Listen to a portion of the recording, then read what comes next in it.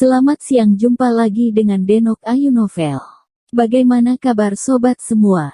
Sebelum kita mulai cerita ini, ayo kita subscribe, like, komen, share dan nyalakan loncengnya untuk mendapatkan notifikasi terbaru ketika Mimin mengupload video barunya. Menantu terbaik bab 263 perbedaan. Tidak ada. Sekretaris itu tidak bisa berhenti menggigil. Dikatakan bahwa Kapten Fu pingsan karena ketakutan. Pembayaran lama. Lu Xiaojin mengerutkan kening dan tampak terkejut, dan berkata dengan penuh semangat mengapa dia pingsan karena ketakutan. Apa yang salah? Dia dipukuli. Bukankah cucu lelaki tua itu membawa seseorang untuk menemaninya? Ya, Deputi Biro Sun juga pergi, tapi... Bum bum bum. Sekretaris itu masih di masa depan dan selesai berbicara, tiba-tiba ada ketukan di pintu, dan suara rendah berkata, apakah itu Menteri Lu? Lu Xiaojin mendongak dan melihat seorang pria paruh baya berjas hitam dengan lencana merah dan dasi merah berdiri di depan pintu. Wajahnya cerah dan rambutnya disisir rapi. Dia menatapnya dengan ekspresi lembut. Di belakangnya, ada dua pria jangkung berseragam militer. Keduanya berpangkat letnan kolonel di pundak mereka. Kamu adalah... Lu Xiaojin mengerutkan kening dan memandang pria dengan dasi merah itu, merasa sangat aneh. Halo, Menteri Lu, saya dari Komisi Inspeksi Disiplin, saya ingin berbicara dengan Anda tentang sesuatu, silakan ikut saya. Pria berdasi merah itu berkata sambil tersenyum. Disiplin. Komisi untuk Inspeksi Disiplin. Tubuh Lu Xiaojin gemetar, warna kulitnya berubah dalam sekejap, dan dia buru-buru berkata, ada apa denganmu mencariku? Sepertinya aku tidak melakukan kesalahan, kan? Dia bingung, dan dia tidak mengerti mengapa orang-orang dari Komisi Inspeksi Disiplin mencarinya, dan mengapa mereka terlibat dengan orang-orang dari militer. Sampai saat ini, dia masih tidak berpikir bahwa masalah ini terkait dengan Lin Yu. Bagaimanapun juga, baginya, dia adalah Buddha Tathagata, dan He Jiarong adalah cucu monyet di tangannya, memungkinkan Anda untuk berubah 72, dan bahkan tidak berpikir untuk mengubah gunung 5 jari Buddha. Jangan gugup, ini hanya sesuatu yang ingin aku ketahui tentangmu. Nada bicara pria berbaju merah itu tidak terburu-buru, lembut. Terima kasih sudah ikut dengan kami. Kamu tidak tahu, aku tidak akan pergi denganmu. Tubuh Lu Xiaojin sedikit gemetar, dan dia meremas meja dengan kuat dengan tangannya, dan buku-buku jarinya sudah putih sebelum dia hampir tidak bisa berhenti. Setelah bertahun-tahun dalam karir resmi, dia tahu apa artinya Komisi Inspeksi Disiplin untuk berbicara. Mereka hanya akan datang ke pintu jika mereka menangkap pegangan yang tepat. Tapi dia tidak pernah melihat siapapun yang dibawa pergi oleh Komisi Inspeksi Disiplin. Menteri Lu, tolong bekerja sama denganku. Meskipun pria berdasi merah itu masih memiliki ekspresi lembut di wajahnya, nadanya agak tertekan. Kedua pria berseragam militer yang telah berdiri di belakangnya tidak bisa menahan diri untuk melangkah maju, menatap dingin ke arah Lu Xiaojin. Jelas, jika dia tidak bekerja sama, maka mereka akan berusaha keras. Oke, aku bisa pergi denganmu, tapi bisakah kamu memberitahuku sesuatu? Rasa sakit yang tak terucapkan Lu Xiaojin bisa merasakan suaranya bergetar. Pria berdasi merah itu ragu-ragu sebentar, lalu berkata, pabrik farmasi Tuan He Jiarong terganggu, Anda tahu. Dia Jiarong. LV Xiaojin merasa seperti sambaran dari biru, bagaimana mungkin insiden ini ada hubungannya dengan He Jiarong, dan bagaimana orang-orang dari Komite Disiplin menyebut He Jiarong, Tuan. Apa kau mencariku karena ini? Tidak mungkin, aku tidak percaya. Lu Xiaojin menggebrak meja dengan keras dan meraung, aku sudah memeriksa pabrik farmasinya sesuai dan legal. Ada apa denganmu? Bagaimana ini mungkin? Dia telah menyelidiki latar belakang He Jiarong, dan jelas tidak ada hubungannya dengan orang-orang di kalangan militer dan politik. Bagaimana insiden sekecil itu bisa membuat khawatir Komisi Inspeksi Disiplin? Maaf, Menteri Lu, saya sudah cukup memberitahumu, tolong ikuti saya. Pria berdasi merah itu mengedipkan mata pada dua letnan kolonel di belakangnya, dan kedua letnan itu mengangguk dan segera berjalan untuk menangkap Lu Xiaojin. Pada saat ini, ponsel sekretaris Lu Xiaojin berdering tiba-tiba. Melihat Guan Qingxian menelepon, dia segera berjalan ke sudut untuk menjawab telepon. Mendengar perkataan Guan Qingxian di ujung telepon, ekspresi sekretaris berubah seketika dan tiba-tiba berbalik dan berteriak pada Lu Xiaojin, "Menteri Lu, telepon dari rumah sakit. Ini istrimu." Hati Lu Xiaojin menjadi tegang, dan dia akan menjawab telepon, dan kedua letnan kolonel itu segera memblokirnya dengan wajah dingin. "Biar aku yang menjawab telepon kantor pusat dulu." Lu Xiaojin mengatupkan giginya dan berkata, merasakan dengungan di kepalanya, seolah-olah akan meledak. "Biarkan dia menjawab telepon." Pria berdasi merah itu berkata, lalu melihat ke arlojinya, dan berkata, "Menteri Lu, saya beri waktu 10 menit. Kami akan menunggu Anda di luar." Setelah berbicara, dia mengedipkan mata kedua letnan kolonel, yang segera mengikutinya keluar dari kantor. Lu Xiaojin menjawab panggilan dari sekretaris dengan wajah pucat. "Xiaojin, ini tidak bagus, Wan Siling baru saja memberikan akupuntur Haiping dan kecelakaan terjadi." Guan Qingxian berkata dengan panik. "Apa kecelakaannya? Bagaimana dengan Haiping?" Lu Xiaojin tiba-tiba menyebut tenggorokannya, hampir melompat keluar, menggoyangkan tubuhnya, dan membentak meja di depannya. "Jangan khawatir, tidak ada yang mengancam nyawa untuk saat ini, tapi sisa hidupmu mungkin hanya dihabiskan di tempat tidur, lumpuh," kata Guan Qingxian dengan susah payah. Ledakan. Lu Xiaojin hanya merasakan kegelapan di depannya, dan tubuhnya jatuh ke tanah, dan kursi di belakangnya jatuh ke tanah dengan suara yang keras. "Menteri Lu," sekretaris itu berteriak. "Apa yang terjadi?" Pria berdasi merah dan dua letnan kolonel itu bergegas masuk dan melihat Lu Xiaojin yang telah pingsan. Salah satu letnan kolonel bergegas mendekat, berjongkok, membungkus tubuhnya dengan satu tangan, dan mencubit tangan tengah dan atas dengan tangan lainnya. "Menteri Lu, bangun, bangun." Pria berdasi merah itu juga memanggil dengan cemas. Lu Xiaojin bangun perlahan, raut wajahnya tiba-tiba menyatu, matanya berkaca-kaca, ekspresinya sangat sedih, dia membuka mulut untuk mengeluarkan suara mendesis, dan berbisik dengan suara lemah, "Haiping, aku membunuhmu, Haiping, aku membunuhmu." Nyatanya, justru istrinya yang lebih banyak melukai. Dia tidak menyangka perbedaan pemikiran aslinya membuat dia dan istrinya berjalan ke lapangan bersama. "Singkirkan." Pria berdasi merah itu menghela nafas dan meminta kedua letnan kolonel itu untuk berdiri di depan Lu Xiaojin. Lu Xiaojin tidak menunjukkan perlawanan sedikit pun, dia melihat ke depan dengan ekspresi yang membosankan, dan terus bergumam, "Haiping, aku membunuhmu." "Sial, sial."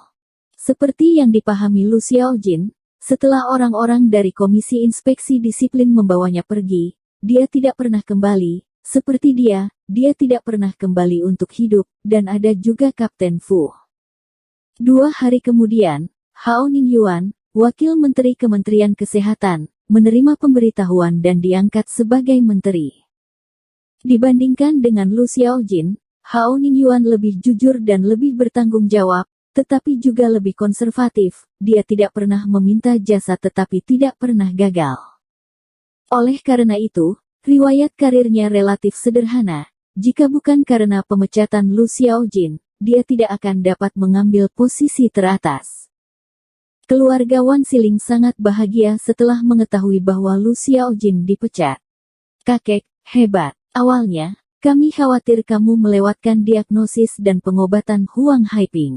Lu Xiaojin akan membalas kami. Aku tidak menyangka anak ini akan dipukuli sampai akhir." "Haha, Kamu benar-benar orang yang beruntung. Wan Xiaochuan menggigit apel dan berkata dengan penuh semangat. Bagaimana kalian berbicara? Wan Weiyun mengetuk kepalanya dan mengutuk, apakah itu kegagalan kakekmu? Itu adalah penyakit tersembunyi Huang Haiping yang memburuk. Jika bukan karena kakekmu, apalagi lumpuh, dia tidak bisa bertahan masih menjadi masalah. Ya, saya tidak bisa berbicara, kakek, salahkan saya, Anda jelas menyelamatkan hidupnya. Wan Xiaochuan mengangguk berulang kali. Wan Siling membelai jenggot di dadanya dan berkata sambil tersenyum, dia yang adalah seorang dokter yang layak untuk dunia, dan itu sudah cukup untuk menjadi layak bagi orang bijak. Dia tidak tersipu ketika mengatakan ini. Bahkan, dia tahu yang terbaik di dalam hatinya bahwa alasan Huang Haiping lumpuh adalah karena dia memiliki jarum gemetar ketika dia menggunakan jarum, dan jarum itu sedikit ditusuk karena terlalu banyak dan terlalu rumit saraf di pinggang. Suntikannya secara langsung menyebabkan cacat seumur hidup Huang Haiping. Pada hari kecelakaan itu, dia menemukan kakak laki-lakinya yang tertua, kepala keluarga Wan, dan meminta seseorang untuk meminta hubungan dengan Lu Xiaojin. Dia tidak menyangka bahwa masalahnya belum diselesaikan, jadi dia mengetahui tentang jatuhnya Lu Xiaojin. Oleh karena itu, Lu Xiaojin, yang pada awalnya dianggapnya manis dan kue, telah menjadi makanan dingin, dan dia secara alami menendangnya tanpa ragu-ragu.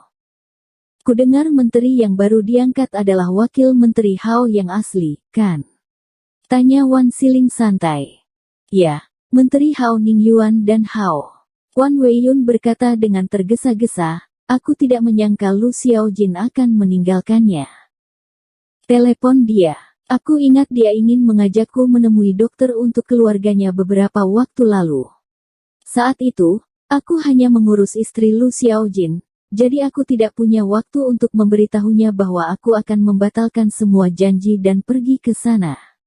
Temui dokter di rumahnya. Mata Wan Siling yang menyipit penuh dengan cahaya. Sebenarnya dia terlalu sibuk, tapi saat itu dia memanjat cabang tinggi Lu Xiaojin, jadi dia masih harus melayani Hao Ningyuan, wakil menteri. Dia tidak menganggap serius Hao Ningyuan, tapi dia tidak pernah menyangka Hao Ningyuan akan memilikinya. Kesempatan menjadi pemimpin, jadi wajar untuk menyenangkan sesuai dengan amalan yang biasa. Oke, ayah, aku akan menelepon. Wan Weiyun dengan cepat memanggil Hao Ningyuan sesuai dengan instruksi Wan Siling, dan menyampaikan apa yang dikatakan ayahnya kepada Hao Ningyuan. Baiklah, kalau begitu aku akan pergi ke Qian Zitang besok, terima kasih Dr. Jenius Wan Lao untukku. Setelah Hao Ningyuan menutup telepon, senyum di wajahnya tiba-tiba menghilang, menggelengkan kepalanya dan menghela nafas. Wajah Wan Siling ini menjadi sangat cepat. Faktanya, dia sangat tidak nyaman dengan orang-orang seperti Wan Siling yang berada dalam posisi naik peradangan, tetapi tidak mungkin. Anggota keluarga tidak nyaman akhir-akhir ini, dan itu semua adalah gejala, seperti lesu, pusing, dan sakit kepala. Konon Wan Siling ada di sini. Aspek ini sangat berhasil, jadi dia hanya bisa memilih untuk mentolerir kompromi. Xiao Fan, datanglah ke sini, dan saya akan meminta Anda untuk mengajukan permohonan kembali untuk sertifikat kualifikasi Dr. He Jiarong. Apakah Anda telah melamar ulang? Hao Ningyuan buru-buru memanggil sekretaris. Hao Ningyuan sangat marah ketika dia mengetahui bahwa Kapten Fu telah merobek sertifikat dokter. Jadi dia meminta orang-orang di bawah untuk membuatkan satu lagi untuk Lin Yu. Selesai, Menteri Hao. Sekretaris itu buru-buru menjawab, apakah ada seseorang yang akan mengirimkannya kepadanya? Berikan padaku, aku akan mengirimkannya sendiri besok. Hao Ningyuan berkata, besok jam 9 pagi, kamu akan membantunya mengaturku ke Hui Sengtang dan memberitahunya bahwa Hui Sengtang dapat dibuka kembali. Dia memperlakukan Lin Yu seperti ini, bukan karena latar belakang Lin Yu. Hanya saja Lin Yu adalah dokter yang baik. Harga obat lebih tinggi dari 1000 gereja, dan itu membutuhkan lebih banyak warga sipil. Dokter hati nurani semacam ini secara alami akan membantu jika dia bisa membantu. Lin Yu sudah membuka pintu setelah dia tiba di Huisengtang keesokan harinya. Apakah Anda Menteri Hao? Lin Yu segera menyapa Hao Ningyuan. Halo, Dr. He. Hao Ningyuan berjabat tangan dengannya dengan cepat, dan kemudian menyerahkan sertifikat kualifikasi dokter. Ini adalah sertifikat kualifikasi dokter yang saya minta untuk diterbitkan ulang. Maaf, yang terjadi sebelumnya adalah milik kami. Mohon bersabarlah jika seseorang lalai atau melakukan sesuatu yang salah. Lin Yu melihat sertifikat kualifikasi dokter di tangannya dan terkejut. Dia mengambilnya dengan tangan gemetar, merasa bahwa semuanya seperti mimpi. Awalnya, dia pikir dia tidak akan pernah menjadi dokter lagi. Dia tidak menyangka sertifikat itu akan secepat itu. Kembali lagi.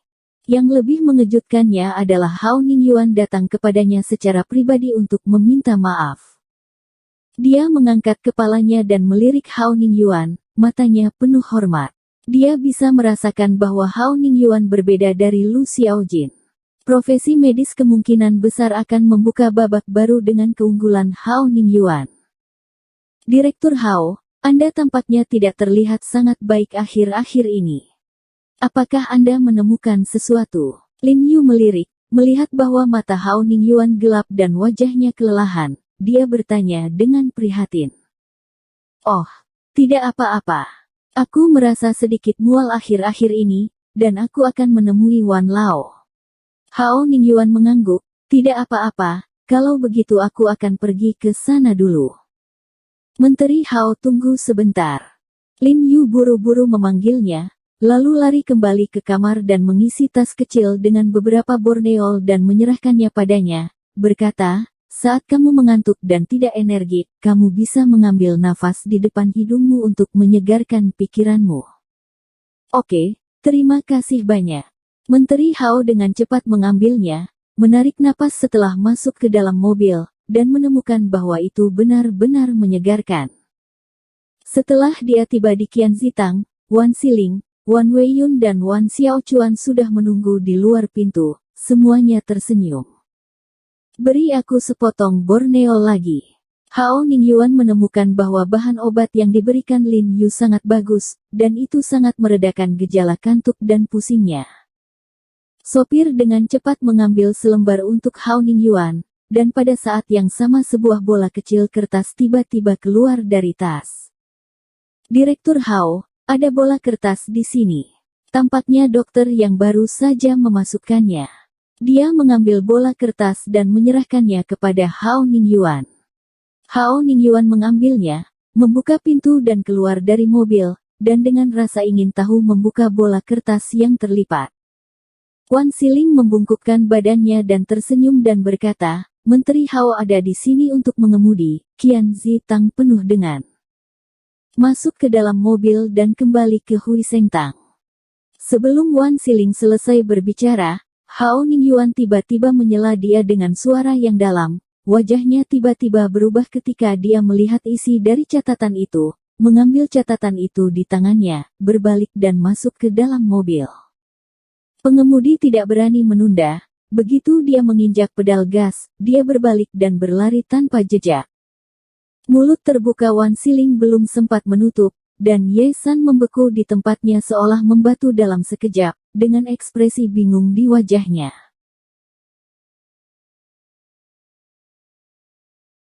Bersambung. Terima kasih kepada kalian yang telah menonton video ini. Jangan lupa tekan tombol subscribe-nya dan nyalakan notifikasinya untuk mendapatkan video-video seru lainnya dari Denok Ayu Novel.